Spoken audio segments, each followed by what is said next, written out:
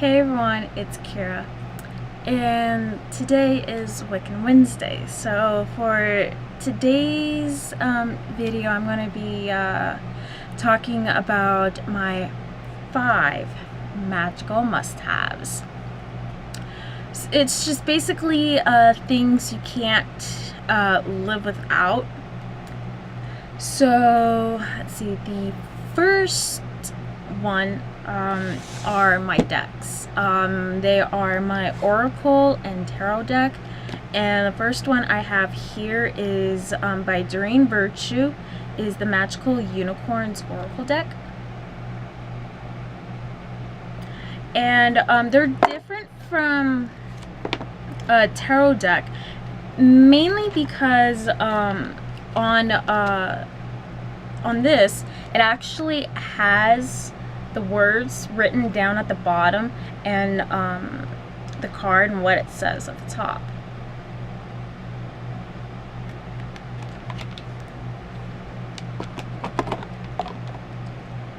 And then of course my tarot deck, and just give you a glance of what it looks like. Each card is generally different. It has like the minor and major arcanas.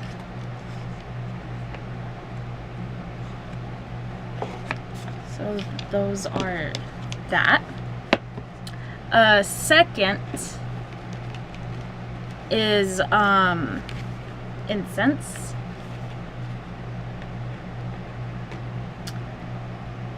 Third would have to be candles.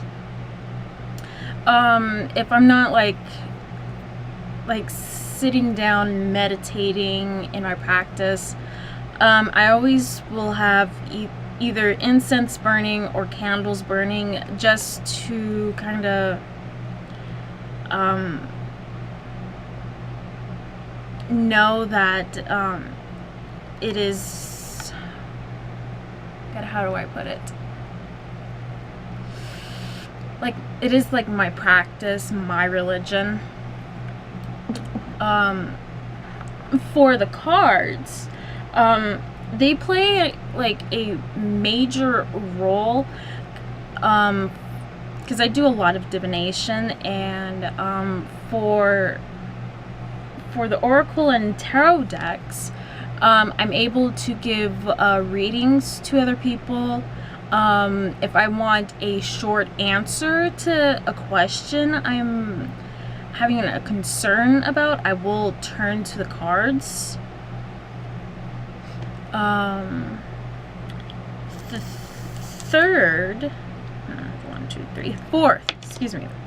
fourth one would have to be my 2 amulets plus my pendulum. This is my pendulum.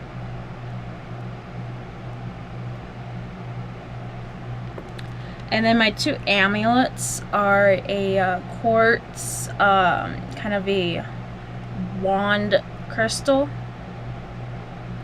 and a unicorn.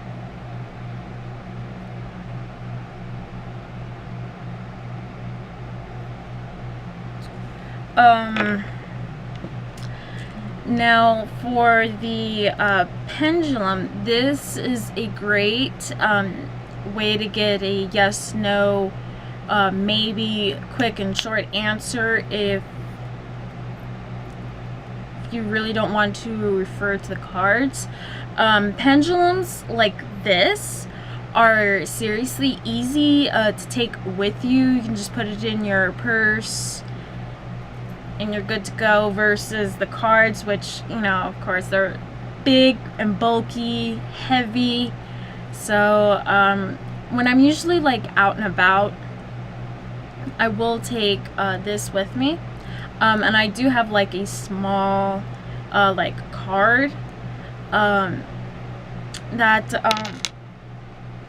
I have, and let me show you. I put the words protection in Chinese. Maybe because I heard stories about like pendulums, you know, not being like safe and all. So with this board that I created, it kind of helps me being, you know, protected when I do use this. And on the back I have yes, no, and maybe.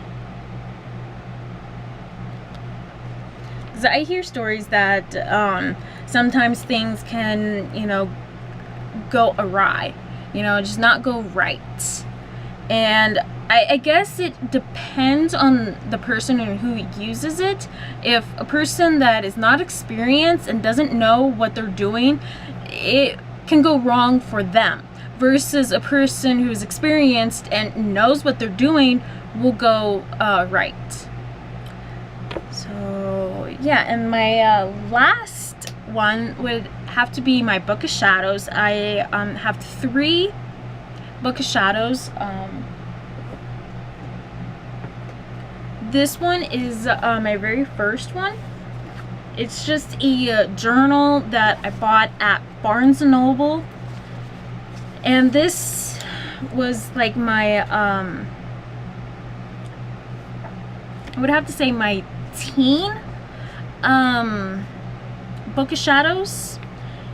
It lasted me all throughout my teen years, and I've noticed as I've grown, I really don't necessarily need this. I want to like expand it, but I do refer back to it for certain spells that I do use. But a lot of the information I don't have in that one particularly, because there's like a lot of information, in which I keep it in my second Book of Shadows. Let me show you, which is a 4-inch 3-ring binder. I mean, look at that. It's just jam-packed with a lot of information. And I've known that as I've grown, I want to put in as much information as I possibly can in my Book of Shadows, so I can refer back to it. And as years go on, I want to be able to hand this down to my future children and their children and their children's children, and so on. So I'm doing this for the future generations to come.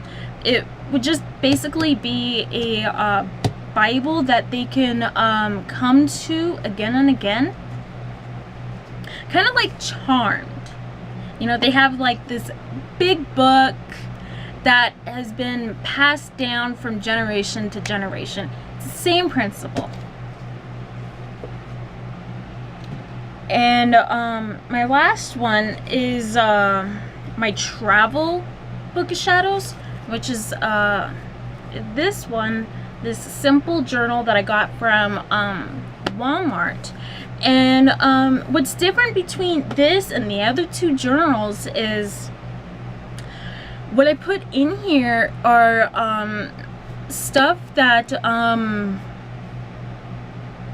I use on a daily basis. Like, for instance, let me give you an example. Like calling the quarters, dismissing the quarters. I have in here short rituals, the sacred space, releasing the sacred space, casting a circle, breaking a circle, closing ritual. I have sacred space, releasing the sacred space. It's more in depth versus the short ritual that I have. I then have in here the Wiccan calendar. So that's what I have so far. I'm not exactly done with the Wiccan calendar. It's just the things that I want to refer in here rather than having to go look through my big book of shadows, which you've seen. It's massive, it's big. My teen book of shadows doesn't necessarily have all that information in it. The only information it has in it is like the casting the circle and all that, you know, like the simple things. It doesn't have the Wiccan calendar in it at all, and my big book shadows actually does. So I want to filter through like the information versus the important things that I need, and then that way I have it in here in my travel book of shadows, so that way if I do travel somewhere, this is all I need to take. And if there happens to be like a one of the Wiccan calendars happens to be, you know, on a certain day that I'm traveling, I will only need to pack the necessities that I need to take with me for that. And I'll give you an example. Like for Beltane, the stuff that I would need with me are St. John's wort, and it's an herb, rose, lilac, or frankincense, and it's just an incense, a soft pink candle, flowers as a decoration, and a dairy item as a food, which when I get to my designated area, I can just basically go out to the local like gas station or whatever and just pick up a dairy item. So yeah, and then I have like my prayer in here and everything, and basically I'm just really good to go for that Sabbath, really. So yeah, it's basically it for my 5 magical must-haves. So I hope this video was helpful for a lot of you guys. You can comment or do a video response and tell me your 5 magical must-haves. Even if you're not a if you're not Wiccan like I am, and if there's 5 things that you stand by so much, let me know. Alright, I'll talk to you guys later. Until next time, peace and love. Bye.